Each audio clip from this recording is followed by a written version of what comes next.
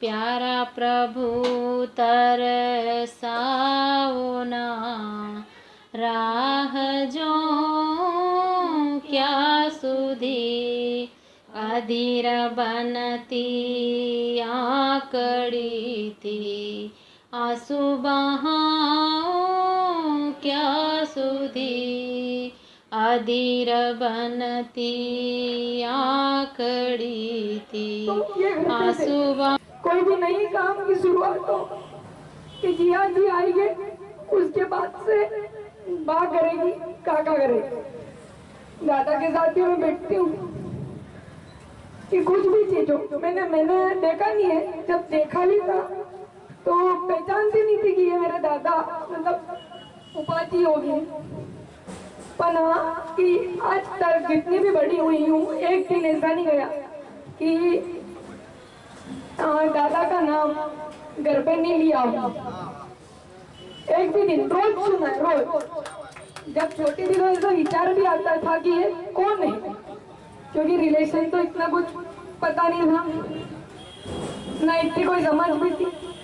पर आज ऐसा फील हो रहा है 2 दिन से कि काश 2-3 साल पहले पैदा होते तो थोड़ा बहुत जानते।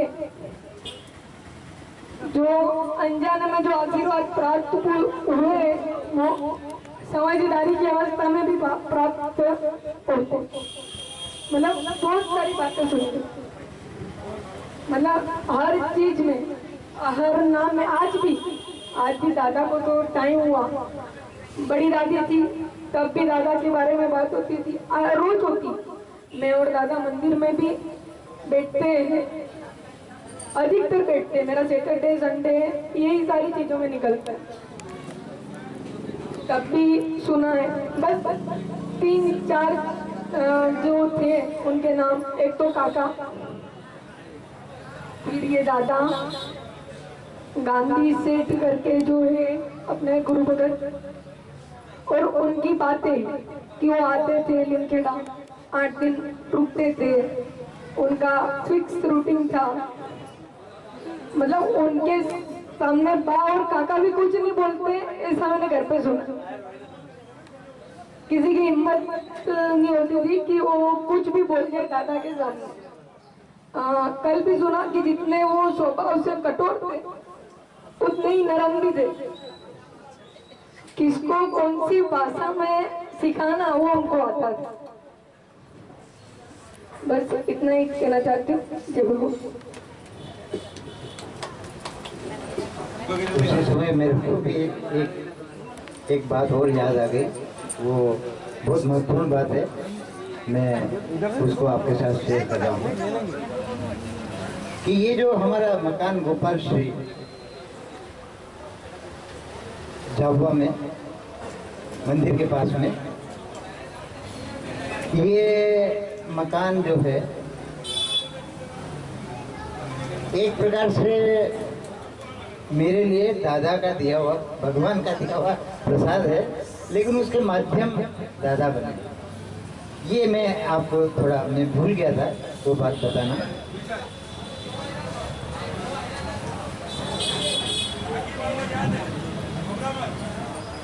हम धार में रहते थे और दादा आते रहते थे हमारे पास में, तो मकान लेने की कुछ चर्चा चल रही थी कि भाई मकान लेना है, ये है। तो धार में भी हमने कुछ बताया कि ऐसा है वैसा है, तो पर वो कुछ जमा नहीं। उसके बाद दादा का दाहोद जाना हुआ और डाय भाई के यहाँ पर वो रुके,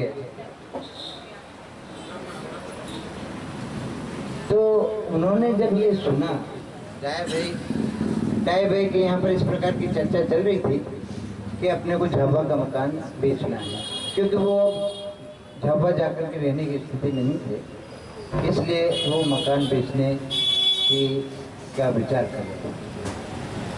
तो मेरे को बगैर पूछे, मेरे से बगैर बात किए डाया भाई को दादा ने कहा कि आ मकान तो अपने निर्मल भाई ने अपन ये बात ऐसी डाया भाई के दिमाग में, डाया भाई भी बहुत ऊंचे पहुंचे हुए बहुत महान संत थे। तो फिर बात चली और वो सौदा वगैरह तय हो गया, एडवांस वगैरह भी जो देना था दे दिया। उसके बाद क्या हुआ कि कई पार्टी, वो मकान बड़े इम्पोर्टेंट पोजीशन पर था और उस मकान के ऊपर कई लोगों की निगाह थी। तो फिर कई लोगों ने अप्रोच किया। तो आप आश्चर्य करेंगे, यहाँ शायद आप विश्वास नहीं करेंगे कि डाया भाई ने कहा कि मेरे को तो भगवान का आदेश है कि ये मकान निर्मल भाई को देंगे, इसलिए मैं तो निर्मल भाई को दूंगा। उसके बाद क्या हुआ, एक तो ये बात हो गई। उसके बाद क्या हुआ कि हमने जो एडवांस वगैरह था 8,000 9,000 वो दे दिया, लेकिन उसके बाद हमारे पास तो कोई पैसा ऐसा ही नहीं था। लोन के लिए अप्लाई किया तो लोन मिल नहीं रहा था। अब कोशिश की, बहुत कोशिश की, बजट खत्म हो गया, इस बार नहीं मिलेगा और ऐसा ये मिल नहीं सकता। 2-4 महीने का अपने था कि अपन पेमेंट कर देंगे। तो जब मेरे को पता चला कि अपने को 12 महीने और लोन नहीं मिल सकता है, तो मैंने कहा अपन मकान को इतने दिन तक कैसे रोक, कि भाई अपने को 2 महीने में पेमेंट करना था। अब महीने 2 महीने में अपन पेमेंट नहीं करें तो फिर अपने को सौदा कैंसिल करना चाहिए। तो मैंने डाया भाई को अप्रोच किया कि अपन अब करें क्या, अब लोन मिल नहीं रहा है। तो डाया भाई ने कहा कि लोन मिले कि नहीं, 2 महीने लगे कि 4 महीने कि 6 महीने लगे कि 8 महीने, आप पूरी कोशिश कर लो, पूरा टाइम ले लो। सब कुछ होने के बाद भी यदि तुम मेरे को ना कहोगे कि भाई मेरे को नहीं लेना है या मेरी स्थिति लेने की नहीं, तो फिर मैं विचार करूँ। अभी तो मैं फिर भगवान की दया से ऐसा चमत्कार हुआ कि उसी समय जब बजट सब खत्म हो गया था और लोन मिलने की कोई संभावना नहीं, तो वो फिर एक अलग कहानी है। वो फिर लोन भी मिल गया और पेमेंट भी हो गया और डाया भाई फिर धार भी आए, जवाब आए, रजिस्ट्री भी कर। तो ऐसा मतलब ये जो ये ना भगवान, ये अच्छा, ये मकान की कहानी इस प्रकार की। थोड़ा सा मैं आपको पर्सनल डिटेल्स बता रहा हूँ कि हमारे श्रीमती जी भोपाल के पास विराजे हुए थे, बैठे थे। तो सब ये झाबा मकान के, झाबा में कॉलोनी में मकान वगैरह ले, तो इनके मन में ऐसी इच्छा हुई कि ये झाबा मकान। तो गोपाल से फरमाया कि गोपाल बोले मकान का। तो गोपाल ने 2 शब्द बोले थे कि थाई छे। उस थाई छे में इतनी बड़ी कहानी छुपी हुई थी। दादा का भी इनके ऊपर अपार स्नेह था, भगवान का भी बहुत अपार स्नेह था। दादा इनको तू कहते थे, तू ऐसा नहीं करेगी, थने ऐसा थोड़ा करना चाहिए, बिल्कुल अपनी बच्ची से समझते थे दादा इनको। दादा के ऊपर इनका बहुत भाव था और इनका भी दादा के ऊपर बहुत भाव है। तो ऐसे दादा की स्मृतियाँ हैं। बस सदगुरु दिए अशोक भाई कुछ बातें शेष रह गई थी, अशोक भाई को बताना, तो अब बताने के लिए आ रहे हैं।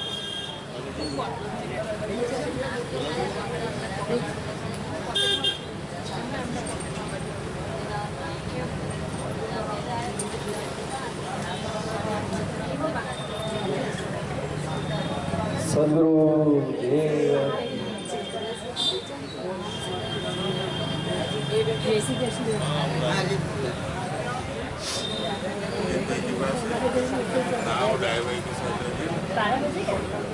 अजीत भाई को इधर बुला रहे हैं।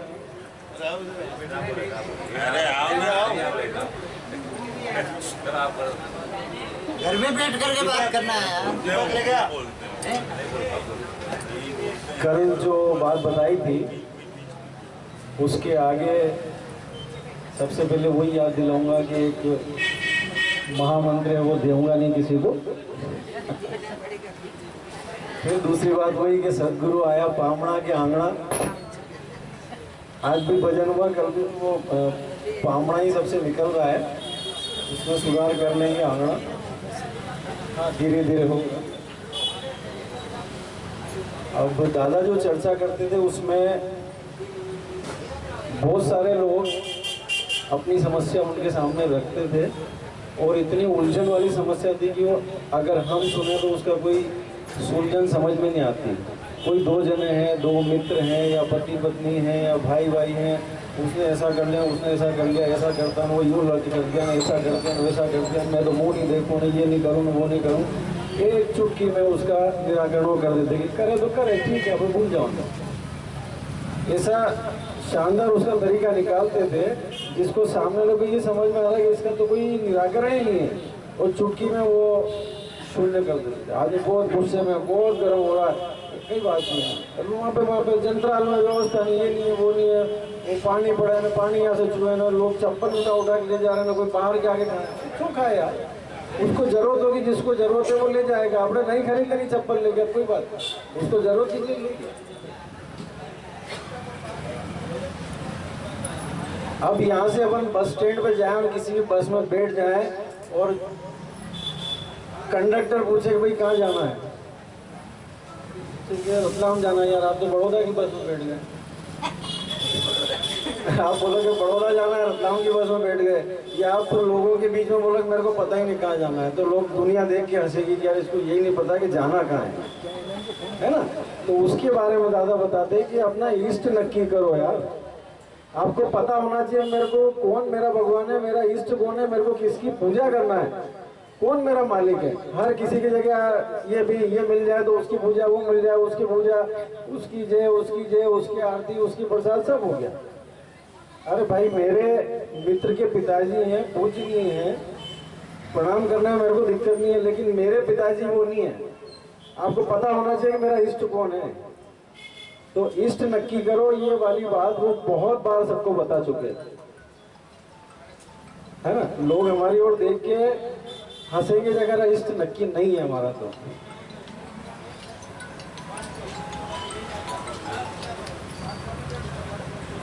दूसरा सरोज बहन ने बताया था, ये बात मैंने भी सुनी थी, मेरे को भी बोला था उन्होंने कि भोजन करना है और वहीं पे एक झूठी पत्थर लगी है, उसमें खाना पसंद करेंगे क्या? एठवाड़ा नहीं खाना, झूठे में नहीं बैठना, है ना। ये दादा का कहना था कि भाई ये इष्ट से ही संबंधित वही बात है कि क्यों जगह जगह एठवाड़ा खाना, जगह जगह जाना। एक जगह निर्धारित करो, अपना पक्का इष्ट करो और उसी पे जाओ।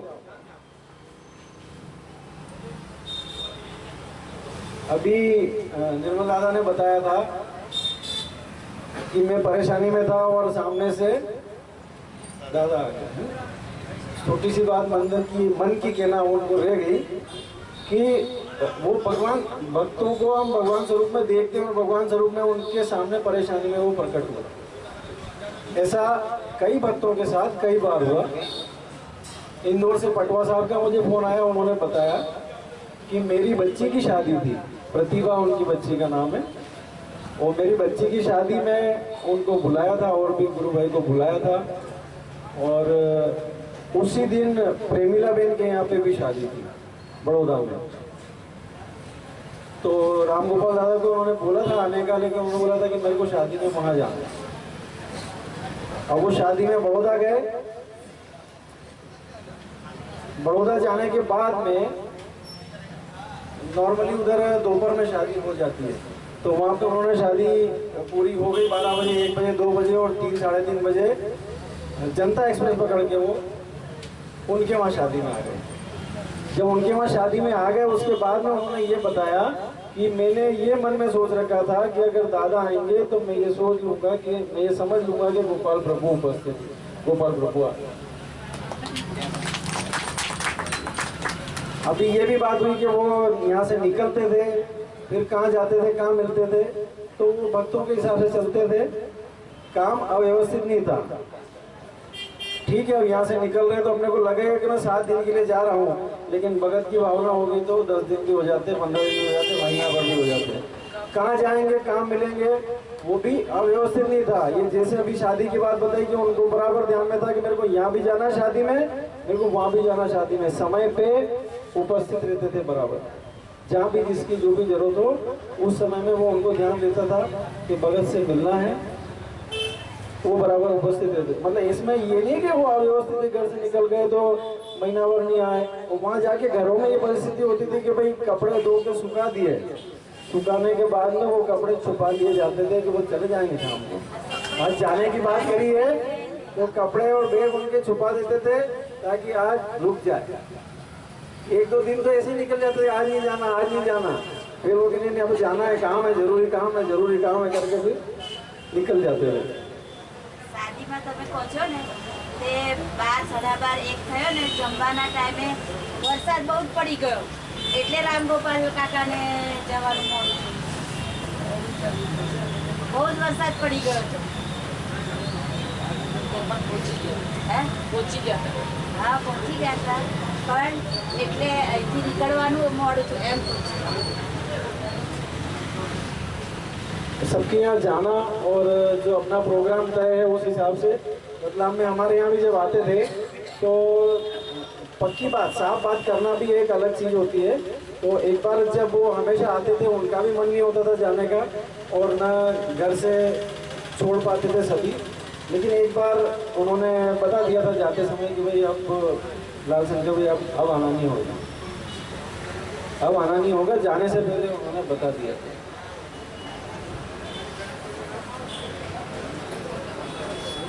एक दादा की कहीं भी छोटी सी बात बताऊं मैं कि हमारे नेचर के अंदर हम डाल लेते हैं कि हमको दुखी रहना है कि सुखी रहना है। ये खुद के ऊपर निर्भर करता है कि मेरे को दुखी रहना है कि सुखी रहना है। आप चाहोगे खुश रहना, आनंदित रहना, सुखी रहना तो आप हर परिस्थिति में खुश आनंद में रह सकोगे। और आप अगर नहीं चाहोगे तो दुखी रहोगे। उसका बहुत बहुत सुंदर उदाहरण उन्होंने बताया कि दो दोस्त थे, एक दोस्त के ऊपर झूठा आरोप लगा के उसको जेल में डाल दिया और वो जेल में बंद गया। वो दोस्त जेल में बंद है, लेकिन जेल में है तो उस परिस्थिति को उसने स्वीकार किया और वहां रह के अपने आनंद में भजन में मस्त है।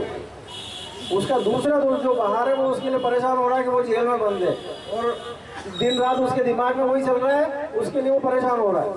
जो जेल में बंद है वो खुश है, सुखी है, आनंद में, और दूसरा चिंता में। काम करना है उसके लिए वो सही है, लेकिन कैसे हमको रहना है, खुश में रहना है, दुखी में रहना है, कैसे रहना है। डॉक्टर साहब से वो फोटो कापियाँ आपको मिल जाएगी जो कल बची हुई थी, जिसको लेना थी। एक प्रति के पास में करवाने को दी है तो मिल जाएगी।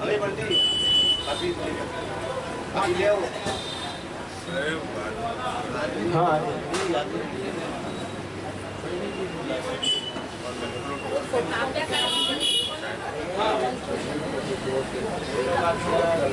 एक बार दादा रामगोपाल दादा भरूच में गए। यहाँ पर कुछ या तो बिजनेस का या कुछ त्योहार के नज़दीक होगा, इस वजह से कुछ काम होगा, तो बहुत कम उनके पास समय था कि मेरे को जल्दी जाना है, जल्दी आना है। और टाइम कम है लेकिन अंदर से लगन इतनी ज़्यादा है कि मेरे को जाना ही है मिलने, अपने आप को रोक नहीं पा रहे हैं। तो यहाँ से वहाँ गए तो देहरादून एक्सप्रेस वहाँ पहुँचती थी रात को 12 बजे के आसपास। ठीक है, वो वहाँ पहुँचे, उन्होंने दरवाज़ा बजाया नहीं बजाया, सुनने वाले ने सिर्फ सुना, गोपाल प्रभु ने। वो आए, दरवाज़ा खोला, दोनों बैठे, बातचीत करी, भोजन किया। सुबह 4 बजी और वो उठ के चले गए। वो चले गए गोपाल, हाँ, और सब उठे सब। वो किसी को कुछ पता भी नहीं कि तुमको पता भी है तुम सोते कैसे, क्या है, कौन आया कौन गया, आनंद करा है ना, चले गए।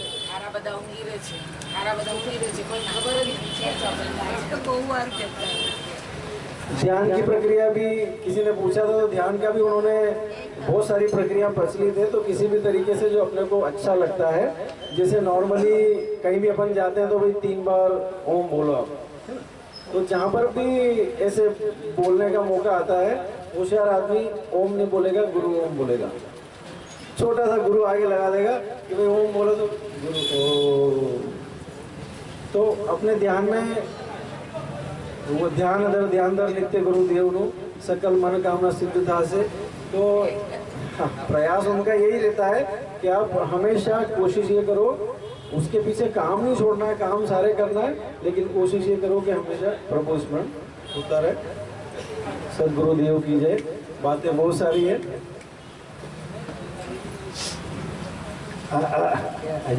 अजीत भाई आप यहाँ पधारे तो सही, न बोले पर पधारे तो सही, न बोले दर्शन तो दीजिए।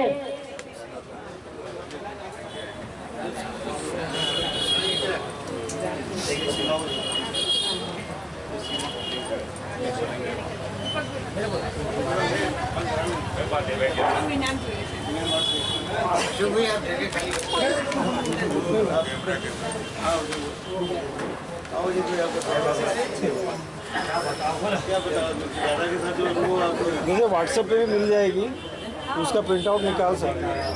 प्रैक्टिकल जीना है तो क्या बोलना है? हाँ, खत्म हो गई। व्हाट्सएप पे आ जाएगा, प्रिंट आउट निकाल देंगे। व्हाट्सएप पे हाँ, इनका एक इशारा है, सुनिए।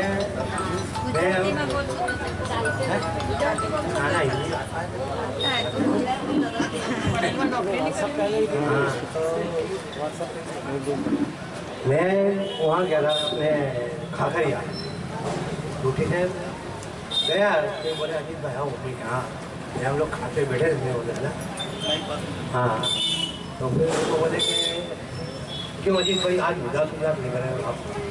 क्योंकि यार लाला ऐसी बात है क्या, ये हम लोग सेंट्रल गवर्नमेंट की नौकरी है हमारी, और उसकी प्रमोशन करना बहुत उसकी बात है। क्योंकि भी जैसे ब्राह्मण हम यहाँ प्रमोशन की नौकरी हमारी गई है, तो बहुत 12-13-14 साल के बाद में मेरे को प्रमोशन की एक आवश्यकता है।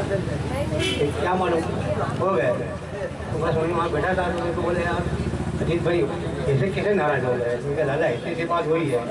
बोले वो इतनी बात में कर गए? मैं क्या? बोले देखो एक जीवन में सोचते याद रखना, आप जो भगवान करता है वो अच्छा करता है, करने वाला भी अच्छा करेगा और जो भी नहीं करेगा वो भी अच्छा करेगा। बोले ये जीवन में अगर आप उतना हो गए तो जीवन में आध्यात्मिक लाइन कोई भी लाइन है, मतलब इस बात में बहुत अनुभव हुआ भगवान का, ऐसी बात नहीं है, कहने का विषय नहीं है। पर जीवन अच्छा मालिक से प्रार्थना करके जीना है और भगवान के आगे अपना लक्ष्य है, वो भगवान से अपन भगवान से प्रार्थना करें। क्या भगवान को हम में नहीं गिने, अपन छोटे से छोटा दासों का दास बन के अपन को भक्ति करें भगवान, बस ये भगवान से अपने से प्रार्थना है भगवान से।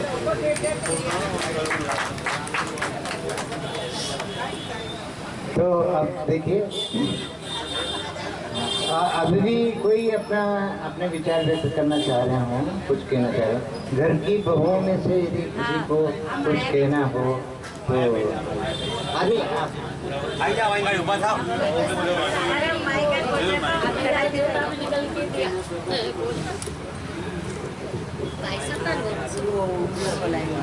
मुझे भी दादा से तो बहुत प्रेरणा हुई। मैं भी मंदिर में शुरुआत में गई थी तो दादा आते थे, तो हमारे साथ बहुत बातें की उसने भी, सब गोपाल प्रभु की, घनश्याम प्रभु की, और मुझे आके बोलते थे कि मैं क्या धरन है आज, मैं तो आप बोलो वही मैं तो कर देती हूँ। मोहन भाई और दोनों आते थे साथ में, तो मैंने भी 3-4 साल उनको साथ बहुत परिचय में भी रही और उनके साथ बात भी बहुत की, और उनने मुझे श्रद्धा के आगे ले आया कि श्रद्धा ऐसी रखना पूरी कि एक दिन श्रद्धा ऐसी रखना कि यहाँ से वो सब मिल जाएगा, दूसरी जगह जाने की कोई जरूरत भी नहीं है। और किशन काका भी वही बोल के गया कि माया जो तूने पकड़ा है वो छोड़ना मत कभी, बस यहीं लगी रहो। इसलिए माँ तो वहाँ ही लगी रही हूँ, कोई जगह जाती भी नहीं, और जाती हो तो पहले गुरु का नाम लेके जाती हूँ। ऐसे बस उनकी मेरे पर बहुत कृपा है, इसलिए वो प्रसंग में मैंने केतुल ने बोल दिया क्या नहीं, तो मैं चलो तैयार होगी तैयारी है कि मैं तो आऊँगी उनके घर, ऐसा हो बस उनकी कृपा बनी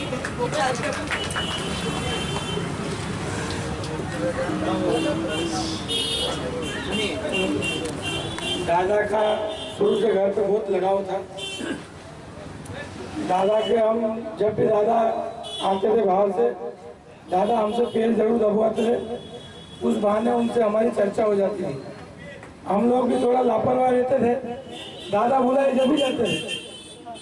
लेकिन दादा की एक बात ये बहुत अच्छी थी कि दादा और बाबूजी का प्रेम आपस में बहुत था। तो दादा जब भी 5 साल 10 दिन बाहर रहते थे तो बाबूजी फिर चिढ़ने लग जाते थे कि ये जब चाहे जब बाहर चल जाते हैं, घर का ध्यान ही नहीं रखते कहीं भी।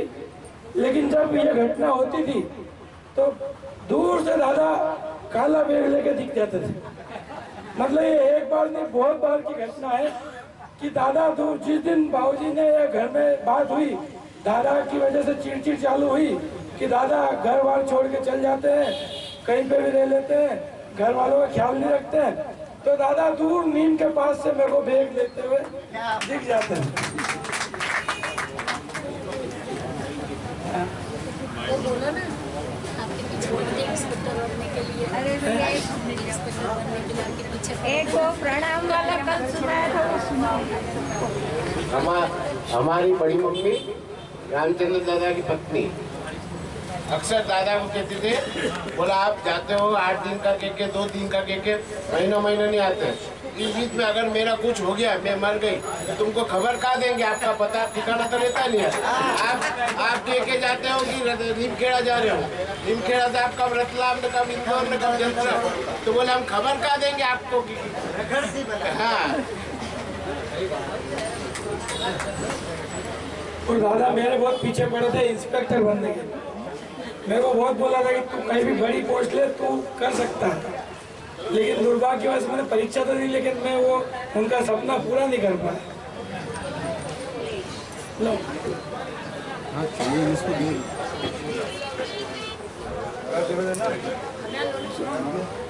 अरे वो एक और घटना सुन लो, प्रणाम वाली जो हमको सुनाई, तो उन्होंने सुनाई थी ना, किसने?